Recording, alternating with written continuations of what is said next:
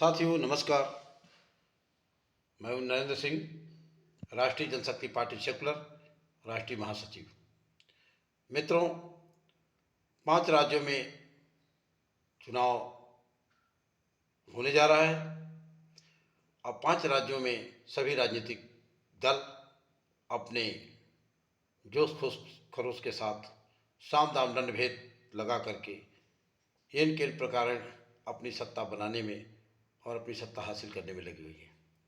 सच बात यह है कि देश में तमाम पार्टी होने के बावजूद भी राष्ट्रीय जनशक्ति पार्टी सेकुलर को इस पार्टी को बनाने की आवश्यकता क्यों पड़ी।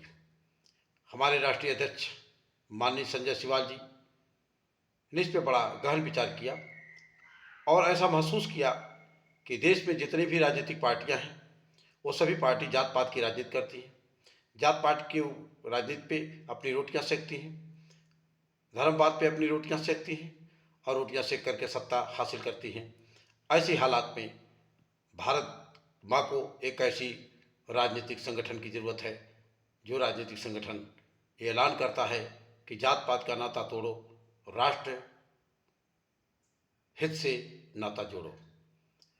यानी जातियाँ पातियाँ से देश कमज़ोर होता है, हमारा वक्त मुल्क कमज़ोर होगा, ऐसा सोच है हमारे राष्ट्रीय अध्यक्ष माननीय श्री संजय सिवाल जी का। हमारे माननीय अध्यक्ष जी का यह भी मानना है कि जब वन नेशन है तो एजुकेशन हमारा वन होना चाहिए। ये घोषणा पूरे देश में अगर कोई पार्टी करती है तो वह पार्टी है राष्ट्रीय जनशक्ति पार्टी।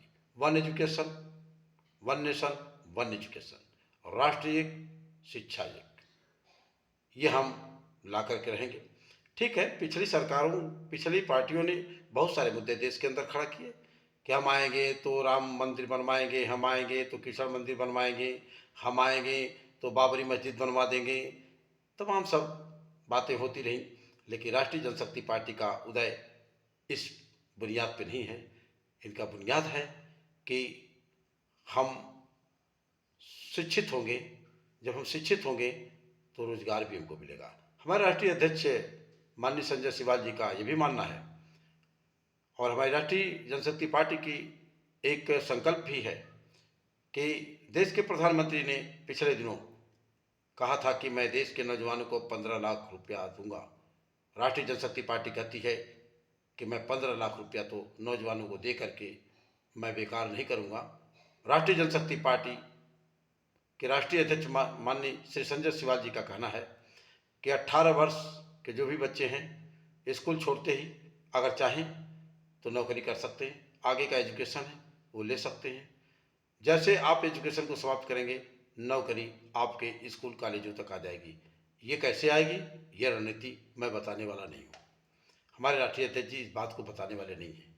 लेकिन मैं आपको दावे के साथ बताता हूँ, क्योंकि राष्ट्रीय महासचिव हूँ मैं पार्टी का, इसलिए बहुत सारी चीज़ों को, जो चीज़ें अध्यक्ष जी ने हमको बताया है किस तरह से इस देश के अंदर रोजगार आएंगे, इसकी कल्पना देश के राजनेताओं के पास नहीं है। ऐसी सरल योजना, ऐसा सरल तरीका है जिसको 70 सालों के इन राजनेताओं ने कभी भी प्रयास तक नहीं किया। ये 70 सालों से इन देश के राजनेताओं ने केवल सत्ता को ध्यान में रखा। सत्ता कैसे हासिल हो, मंदिर के नाम पे हो कि मस्जिद के नाम पे हो कि हिंदू के नाम पे हो कि मुस्लिम के नाम पे हो कि सिख के नाम पे हो, ईसाई के नाम पे हो, किस तरह से सत्ता मिल जाए, कुर्सी मिल जाए, इसकी तो इन्होंने खोज किया और सत्ता भी हासिल किया। लेकिन देश के नौजवानों को रोजगार कैसे मिले, इसके बारे में कभी भी किसी पार्टी के राजनेताओं ने कभी ध्यान नहीं दिया। बहुत बहुत सिंपल सा फार्मूला है, जिस फार्मूले पे देश के नौजवानों को इतना रोजगार मिलेगा कि उनको सोचना पड़ेगा कि मैं ये काम करूं कि ये काम करूं।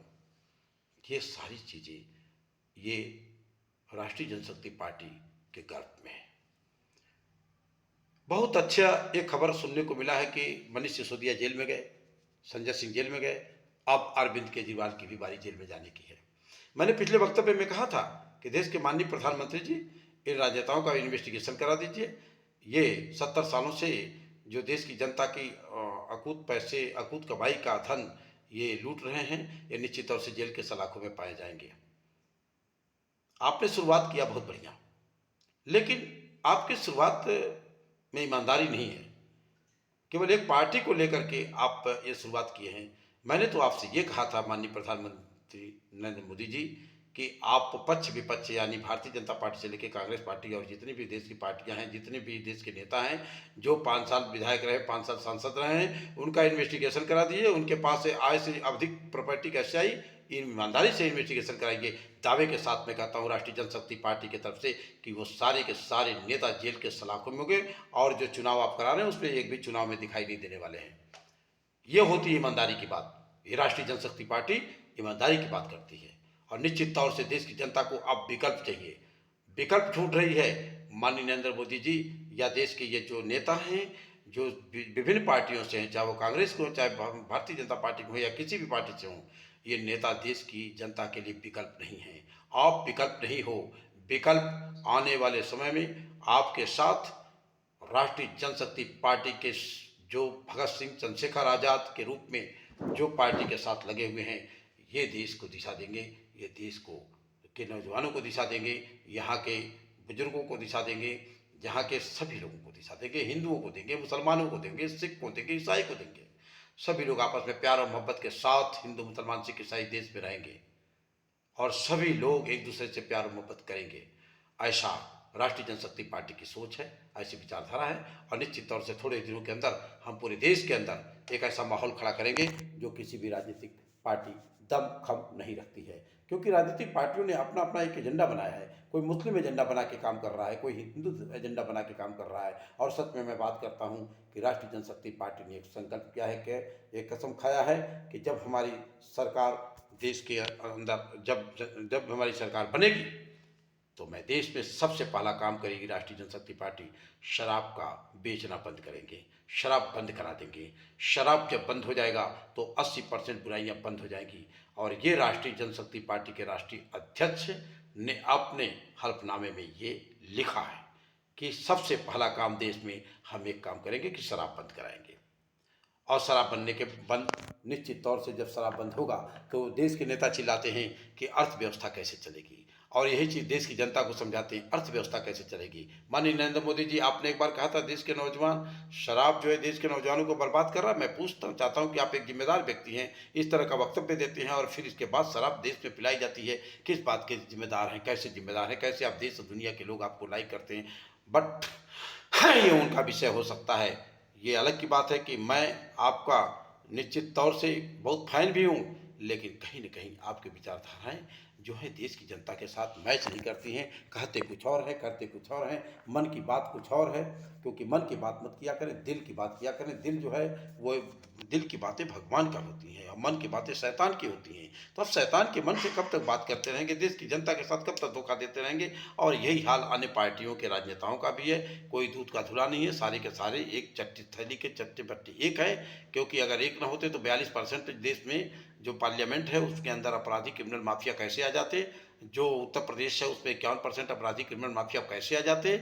इसका मतलब ये हुआ कि देश के सारे राजनेता कहीं न कहीं से गलियारे में एक हैं और राष्ट्रीय जनशक्ति पार्टी इन सारी पार्टियों से अलग थलग रह करके देश की राजनीति को एक नई दिशा, देश को एक नई दिशा, देश के नौजवानों को एक नई दिशा, देश की जनता को एक नई दिशा देने के लिए तैयार है। आपके बीच में है।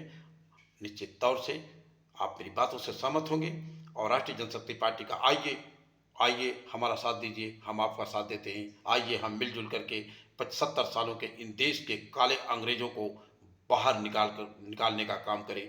और निश्चित तौर से सदन में आप राष्ट्रीय जनशक्ति पार्टी के लोगों को भेज करके और राष्ट्र हित का काम लें। जय हिंद, जय भारत।